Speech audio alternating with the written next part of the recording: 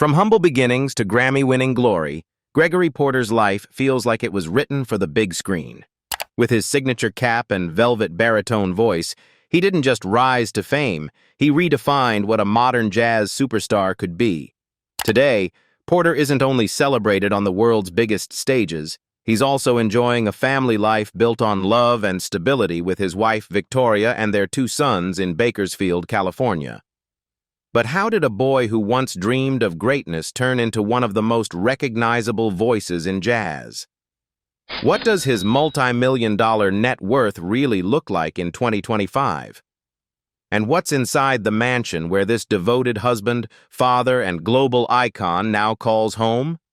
Stay tuned, because inside Gregory Porter's mansion, family, lifestyle, and fortune, there's a story more inspiring than any Hollywood movie. What is Gregory Porter's net worth? As of 2025, Porter's net worth is estimated to be around $3 million to $4 million, a fortune he has steadily built through music, touring, and media appearances. Unlike many pop stars who achieve overnight riches, Porter's rise was gradual but powerful. He went from performing in small clubs and restaurants to headlining major festivals and selling out concert halls worldwide. His breakthrough album, Liquid Spirit, 2013, became an international hit, selling over 1 million copies and winning him his first Grammy Award. This success, combined with follow-up projects like Take Me to the Alley, 2016, has fueled a steady stream of income through record sales, digital streaming, and global royalties. Porter is also a tireless live performer. Touring remains one of his biggest sources of revenue, with sellout tours across Europe, North America, and Asia, often generating six-figure paydays per leg. On average, his annual salary from performances, endorsements, and album royalties is estimated at $500,000 to $700,000. Beyond music, Porter has ventured into television and radio, hosting The Hang on BBC, and appearing as a guest on numerous international programs.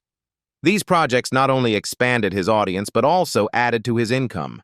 The inspirational story of Gregory Porter's rags-to-riches success. Gregory Porter's story begins much like the lyrics of Dusty Springfield's famous song. He truly was the son of a preacher woman. His mother, Ruth, wasn't just a minister. She was the guiding force of his entire life. A single mother raising 8 children in Bakersfield, California, Ruth worked tirelessly, often juggling 2 or 3 jobs at a time, to keep food on the table while still tending to her congregation's spiritual needs. Despite her grueling schedule, Ruth never let her children feel neglected. Gregory often recalled how she would collapse into bed for a nap after long hours of work, and the children would quietly climb in beside her. Even half asleep, she would embrace them, whisper encouragement, and offer the kind of gentle pep talks that left a lasting imprint on their hearts. She was tough, something Gregory only fully realized as an adult, but her toughness was wrapped in love, warmth, and faith. On her deathbed, Ruth gave Gregory a final instruction that would define his entire life. Sing, baby, sing. It was not just a mother's wish, it became his lifelong mission. Honoring that promise, however, would take nearly 2 decades. Porter endured years of false starts, setbacks, and struggles before achieving what many would call overnight success. When Gregory finally found recognition, it wasn't just his talent that audiences heard, it was his mother's voice echoing through his. Every Grammy win, every sold-out show, every duet with legends like Van Morrison was, in his mind, a tribute to Ruth. Singing alongside Morrison was particularly moving for him. As a young man grieving his mother's loss, Gregory had often sought solace in charity shops, flipping through stacks of vinyl records. He frequently came across Morrison's albums, never imagining that one day he'd share a stage with the Irish icon.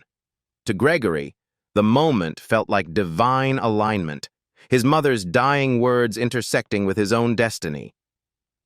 I was shocked that Van was interested in my sound and my musical journey, Gregory admitted in an interview. I consider him a friend and, without question, He's an icon. But the truth is, Porter's own story is just as iconic.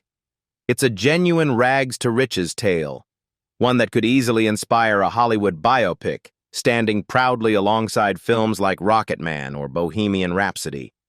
From a boy in Bakersfield with a promise to keep, to a man whose baritone voice carries both triumph and tenderness, Gregory Porter is living proof of a mother's love fulfilled in song. Gregory Porter grew up as the youngest of a large brood, carrying the weight of both absence and resilience. His father, Rufus, himself a singer from Memphis, walked out on the family when Gregory was still just a boy. The wound of abandonment cut deep, and the question of whether his mother ever forgave Rufus lingered in the air. Gregory didn't hesitate when asked.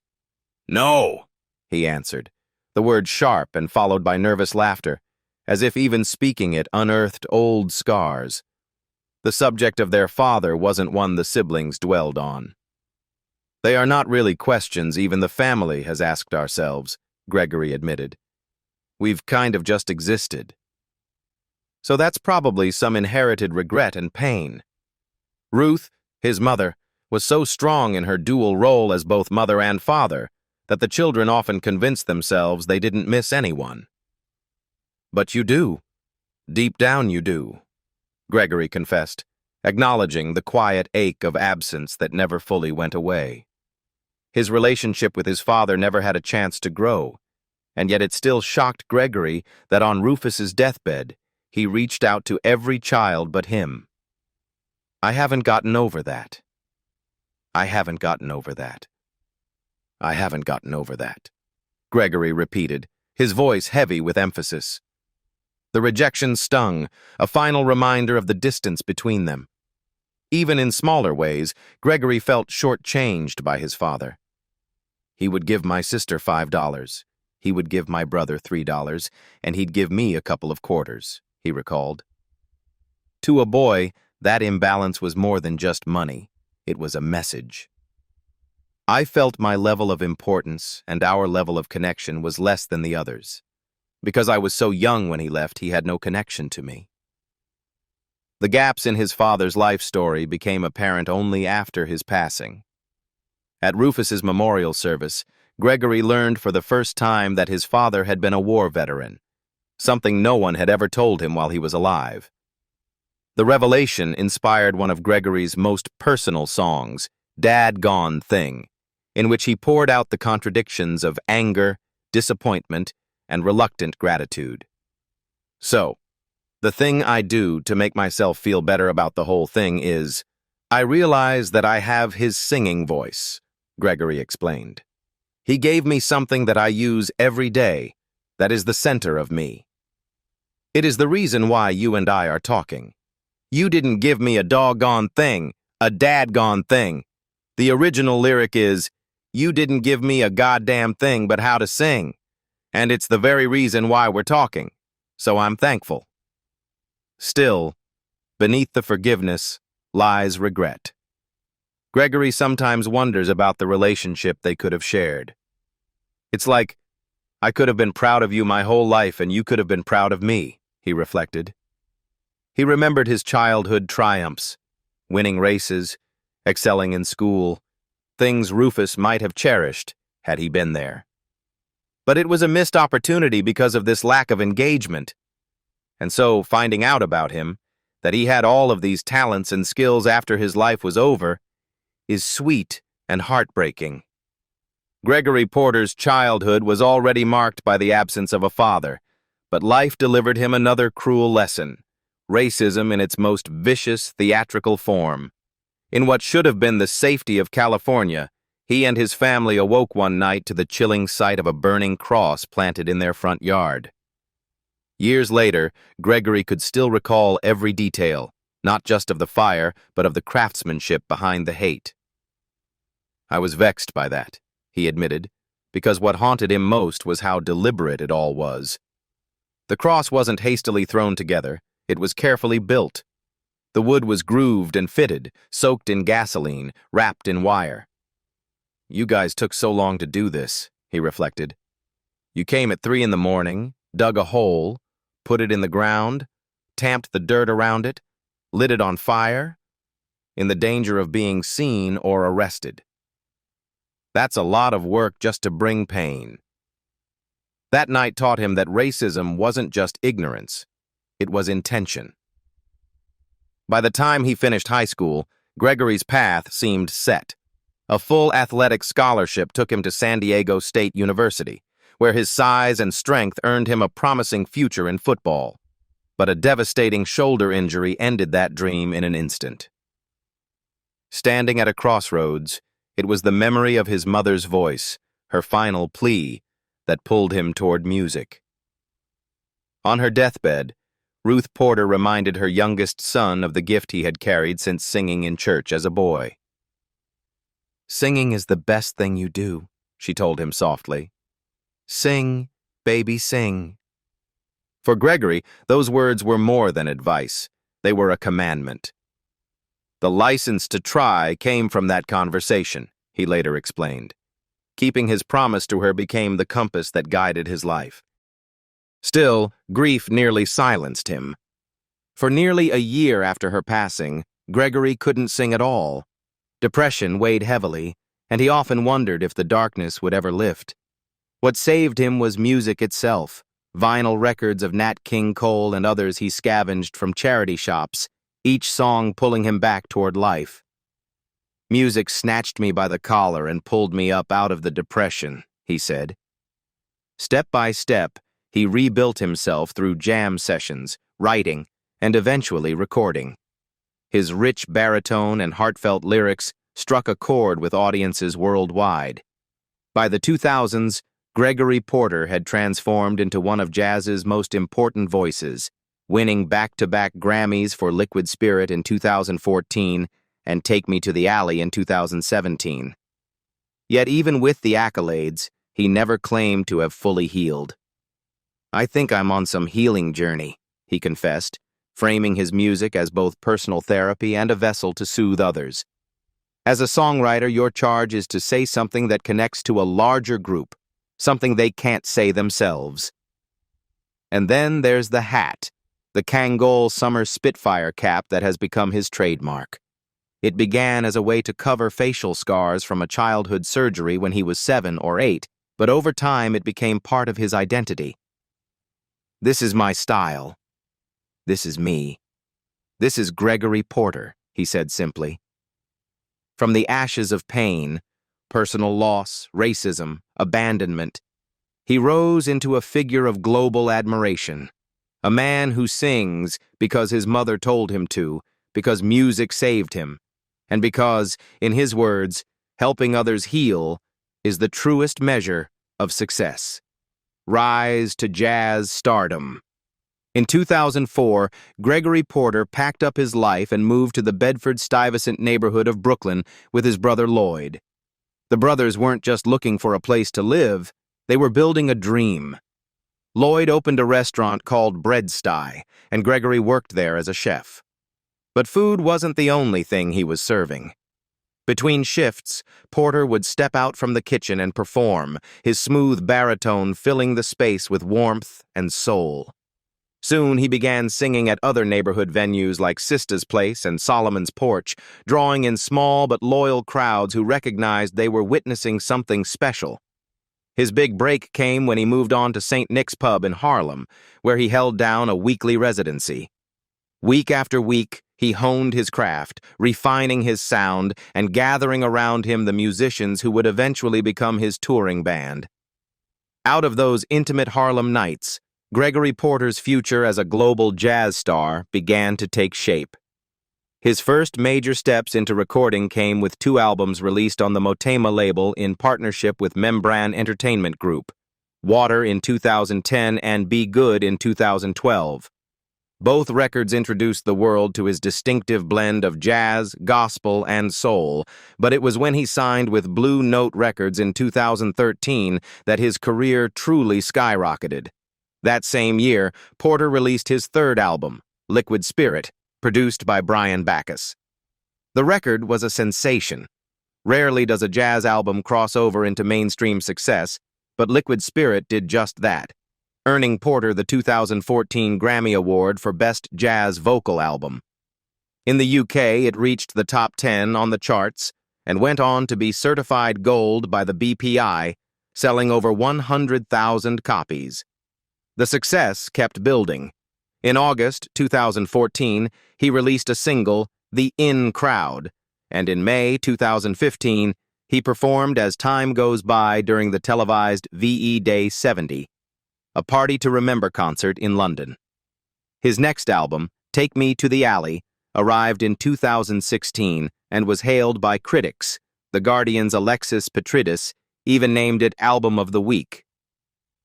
That same summer, Porter took his voice to one of the biggest stages in the world, the Pyramid Stage at Glastonbury Festival 2016. His performance left critics spellbound. Writing for the Daily Telegraph, Neil McCormick described him as the oddest pop star on the planet, but praised the timeless beauty of his creamy baritone, calling it a voice that flows thick and smooth across a rich gâteau of juicy melody. By 2016, Gregory Porter had become a fixture on some of the biggest stages in the world. That September, he delivered a powerful performance at Radio 2 Live in Hyde Park in London, drawing thousands of fans to hear his velvety baritone under the open sky. Just 2 months later, in November, he appeared on the BBC Children in Need broadcast, a night dedicated to the late Sir Terry Wogan, who had been both a beloved host of the program and an admirer of Porter's music. The following year brought even more high-profile appearances. In January 2017, Porter sang Holding On the Graham Norton Show, charming a television audience as much as he did live crowds. By September 2017, he was back in the spotlight at the Later with Jules Holland. Later 25th anniversary concert at the Royal Albert Hall, a venue that would become almost a second home for him. In October 2017, he returned to Graham Norton's stage once again, this time sharing the spotlight with actor Jeff Goldblum, who accompanied him on piano for a touching rendition of Mona Lisa. Porter's recording career also continued at full steam.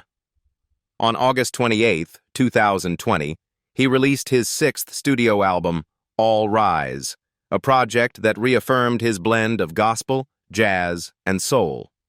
The following year, on November 5, 2021, he celebrated another milestone with Still Rising, The Collection, a greatest hits compilation on Blue Note Records. That very day, he also performed Revival on The Graham Norton Show. A month later, on New Year's Eve 2021, Porter rang in the year on Jules' annual Hootenanny, cementing his place as one of Britain's favorite international artists. In May 2021, he branched into something different, a cooking show. Titled The Porter House with Gregory Porter and presented by Citi, the series ran for 6 episodes, giving fans a taste of his culinary side as well as his warm personality. His voice, however, remained the centerpiece of his career.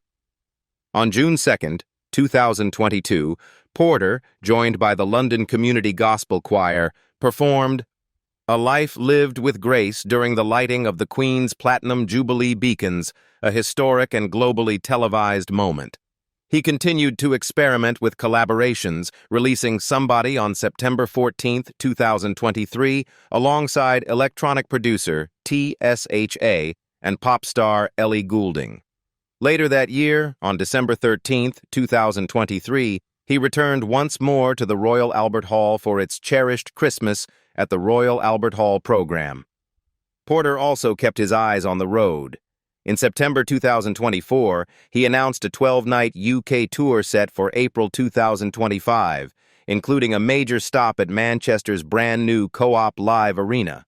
That same year, Porter surprised fans with a more playful side by joining the UK edition of The Masked Singer. Disguised as Dressed Crab, he wowed both judges and audiences week after week, ultimately reaching the final and finishing as runner-up, a testament to his unmistakable voice, even behind a mask. As for his style, Porter summed it up himself in a 2014 interview. "I would say Donny Hathaway, Nat King Cole, Bill Withers. I hear something of me in all of them that is similar to the culture that I grew up in. Gospel music. I could hear the familiarity to gospel in the songs of someone like Ray Charles.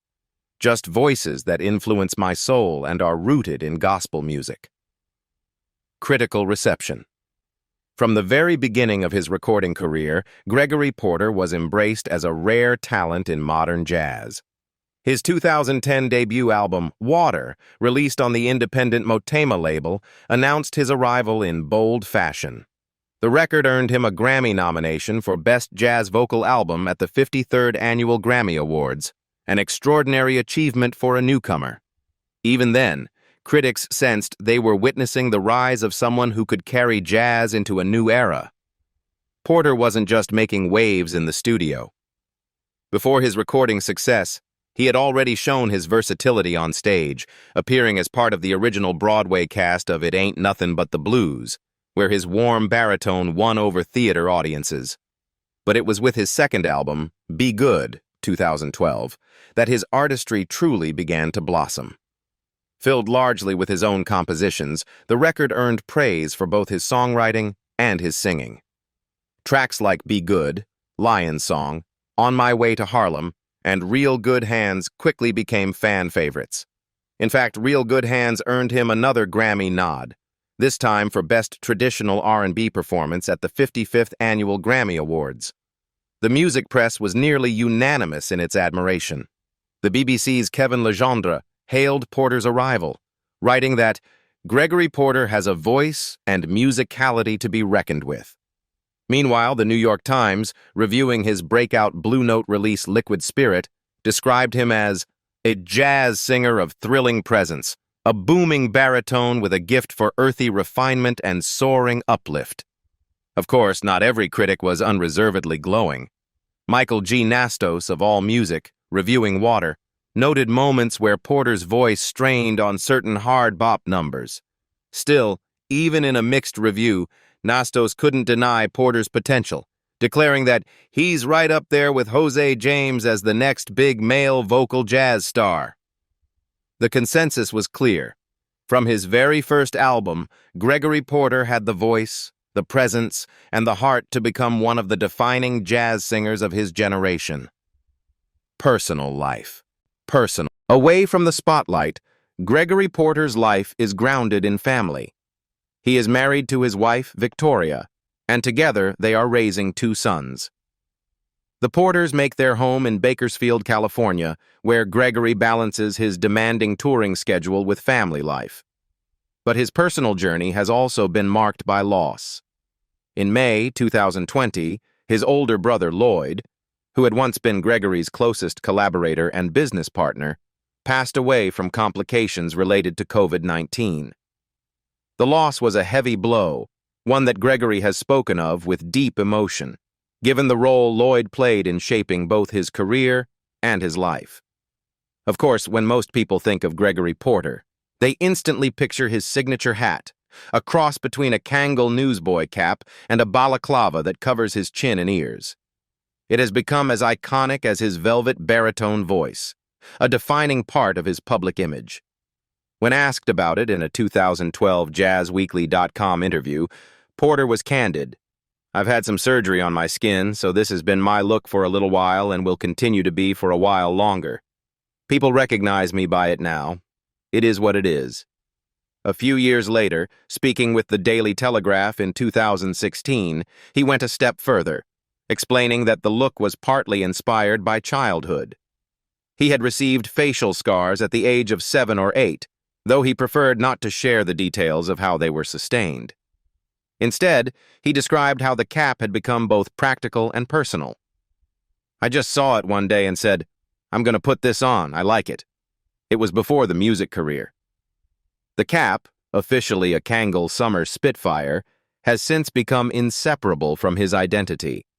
What began as a way to shield scars quietly transformed into a symbol of resilience and style, instantly recognizable to fans worldwide. Inside Gregory Porter's California home, a place built for family, food, and music. When Gregory Porter talks about home, it isn't just 4 walls and a roof. It's a stage, a kitchen, and a gathering place where food and music blend into one. After years of living in New York, the Grammy-winning jazz star returned to California, buying a house in Bakersfield big enough to fit his dream, bringing his enormous family back together under one roof.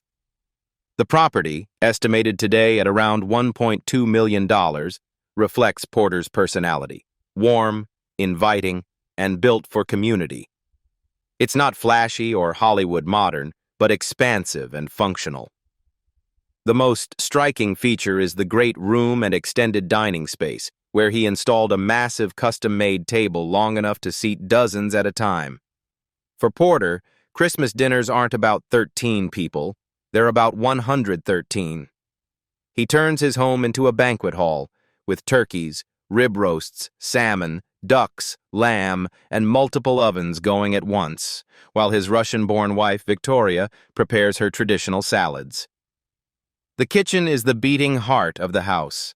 Spacious, with multiple ovens, wide counters, and professional-grade appliances, it feels closer to a restaurant kitchen than a family home. Porter calls it his stage of flavors, a place where he can test recipes, from cornbread stuffing with cranberry sauce to Korean tacos. Outside, the home is surrounded by California's open skies, giving the singer both privacy and peace. There's room for his 2 sons to run, for family to gather, and for friends like Stevie Wonder, who Porter jokes keeps promising to visit, to someday sit at his table. In Porter's words, the house has already paid for itself. Not in money, but in memories. It was the glue that replaced what his late mother once held together: family unity. Today, the Bakersfield house still stands as more than just real estate. It's Gregory Porter's dream fulfilled, a place where food, music, and love flow as easily as his velvet baritone voice. Gregory Porter's story is proof that dreams can be built from pain, perseverance, and passion. From losing his mother and battling heartbreak, to rising from Brooklyn jazz clubs and kitchen shifts to Grammy-winning stages, his journey has been nothing short of extraordinary.